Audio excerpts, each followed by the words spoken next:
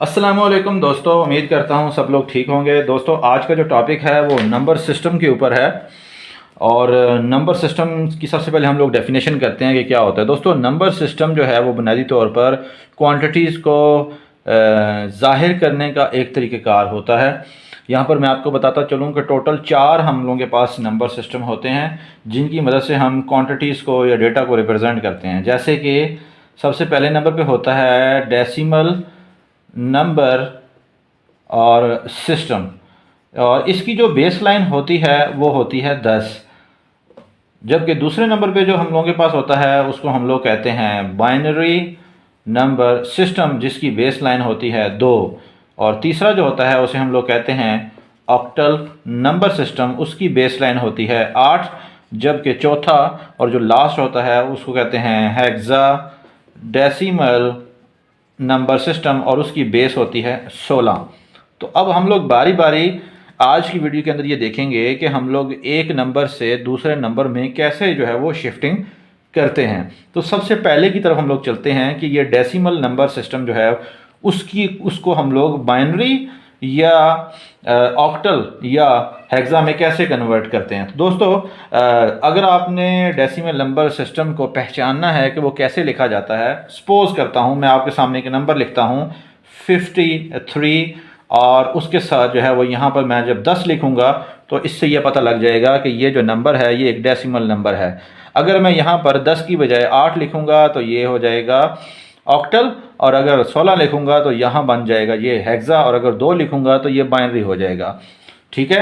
अभी सबसे पहले स्टेप के अंदर हम लोग ये देखेंगे कि ये डेसिमल नंबर है, इसको हमने अगर बाइनरी में लेके जाना है तो क्या करेंगे। तो इसको मैं क्या करता हूँ, शिफ्ट टू बाइनरी, यानी हमने डेसिमल नंबर को बाइनरी में तब्दील करना है। तो कैसे करेंगे, तो उसके लिए क्या है कि जाहिर बात है बाइनरी का जो बेस होता है वो 2 है। तो हम क्या करेंगे, इसी 53 को 2 के ऊपर हम लोग डिवाइड कर देंगे, और उस वक्त तक डिवाइड करेंगे जब तक रिमाइंडर हमारे पास 0 या 1 ना आ जाए। तो 2 2s are 4, और 1 इधर गया, 2 6 are 12, यहाँ पर हमारे पास 1 रिमाइंडर आ गया। इसी तरीके से 2 13s are 26, और 0 रिमाइंडर आता है इसमें। 2 6 are 12 और 1 रिमाइंडर आता है।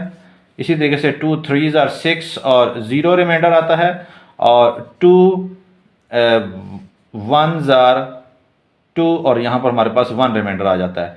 अब आपके पास यहाँ पर ये वाली जो चीज़ है, ये जो चीज़ें रिमाइंडर में बची हुई हैं, इनको आप लोगों ने बाइनरी के अंदर लिखना है। यहाँ से उठा के ऐसे ही लिख देना है। कैसे, 1 1 0 1 0 1, ये बाइनरी नंबर है। इसको साथ हमने यहाँ पर बेस लाइन लगा देनी है 2।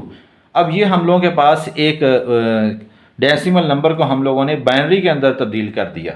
ठीक है। अभी हम क्या करते हैं कि यही डेसिमल नंबर लेते हैं और उसको हम शिफ्ट कर देते हैं ऑक्टल के अंदर। तो ऑक्टल में अगर हमने शिफ्ट करना है तो बहुत ही आसान है। यहाँ पर सबसे हम लोग एक हेडिंग दे देते हैं, शिफ्ट टू ऑक्टल। ऑक्टल में अगर शिफ्ट करना है इसी डेसिमल नंबर को तो 53 वही चीज़ रहेगी, सिर्फ आपको इसको डिवाइड करना पड़ेगा 8 से। यानी चूंकि ऑक्टल का जो बेस लाइन है वो 8 होता है, तो हम लोग यहाँ पर 8 लिखेंगे। और 8 6 होता है 48, और यहाँ पर जो हमारे पास रिमाइंडर बचेगा वो 5 होगा। ये डायरेक्टली चूंकि नंबर छोटा था इसलिए जो है वो ये जल्दी हो गया। अब ये चीज़ हमने लिखनी है 65, और इसकी जो बेस लाइन है वो 8। अब ये जो डेसिमल नंबर है 53 बेस 10, वो ऑक्टल में जब कन्वर्ट होगा तो 65 बेस 8 में तब्दील हो जाएगा। अब हम ये देखते हैं कि इसी डेसिमल नंबर को हम शिफ्ट करना चाह रहे हैं हेक्सा के अंदर। तो उसके लिए आपको क्या करना होगा, बहुत ही आसान। चूंकि हेक्सा का जो बेस लाइन होता है वो 16 होता है, तो हम लोग क्या करेंगे, इसको 16 से 53 को डिवाइड कर देंगे इस डेसिमल नंबर को। तो 16 3s are कितना होता है, 48 होता है। अरे पता है 16 2s are 32 और 16 3s are 48, और यहाँ पे जो रिमाइंडर बचेगा वो 5 ही होगा। अब चूंकि ये नंबर छोटा था इसलिए कैलकुलेशन भी छोटी है, तो हम लोग इसको लिखेंगे 35 और इसकी बेस हो जाएगी 16। तो दोस्तों, उम्मीद है आपको ये चीज़ तो समझ आ गई होगी कि हम लोग ने एक डेसिमल नंबर को ऑक्टल, हेक्सा और बाइनरी में कैसे कन्वर्ट किया। सिंपल है, जिसमें कन्वर्ट करना है उससे आपको इसको डिवाइड करना होगा। अब हम इस तरह करते हैं, दूसरा एक और स्टेप ले लेते हैं कि आपको सपोज हम दे देते हैं एक बाइनरी नंबर। उस बाइनरी नंबर को हमने क्या करना है, शिफ्ट करना है सम अदर फॉर्म में, यानी हमने वापस जाना है किसके अंदर, दूसरे जो नंबर सिस्टम है, मिसाल के तौर पे डेसिमल हो गया, या उसको हम लोग ऑक्टल में चले जाएं या हेक्सा में चले जाएं। तो हम सैंपल के तौर पे एक बाइनरी नंबर मैं आपके सामने लिखता हूँ 1101 और ये 1, ये मैंने एक नंबर लिख दिया। ठीक है, सबसे पहले हम क्या करेंगे कि इससे डेसिमल में जाना सीखते हैं। तो हम लिखेंगे कन्वर्ट टू डेसिमल।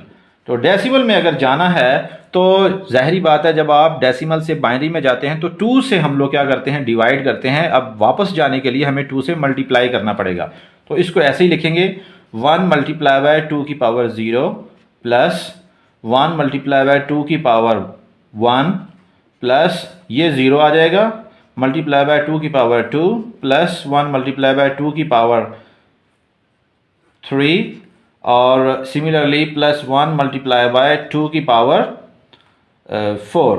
तो जब आप इसको हल करोगे 2 की पावर 0 होता है हमारे पास, 1 मल्टीप्लाई बाय 1 1 ही होगा, प्लस 2 की पावर 1 1 ही होगा, और 2 1s are 2 प्लस ये 0 होगा, प्लस 2 की पावर 3 8 मल्टीप्लाई बाय 1 8 प्लस 2 की पावर 4 16 मल्टीप्लाई बाय 1 16 ही होता है।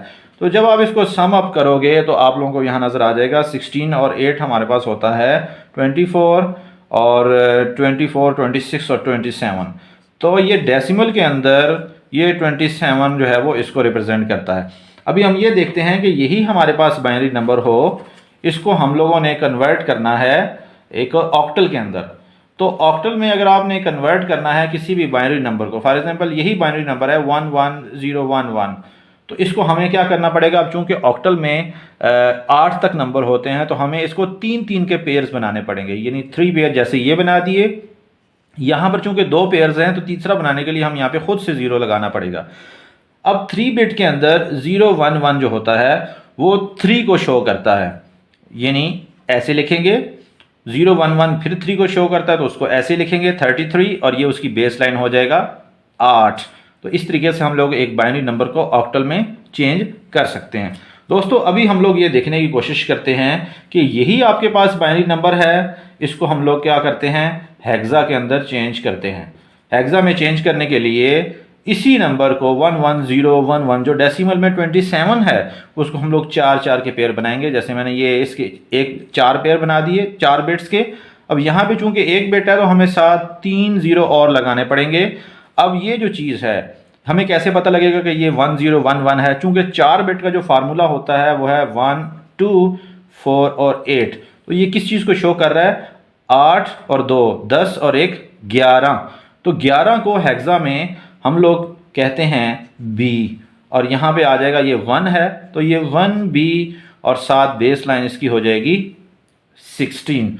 तो दोस्तों इस तरीके से हम लोग एक बाइनरी नंबर को शिफ्ट कर देते हैं हेक्साडेसिमल के अंदर, तो आपको बड़े अच्छे तरीके से ये पता लग जाता है।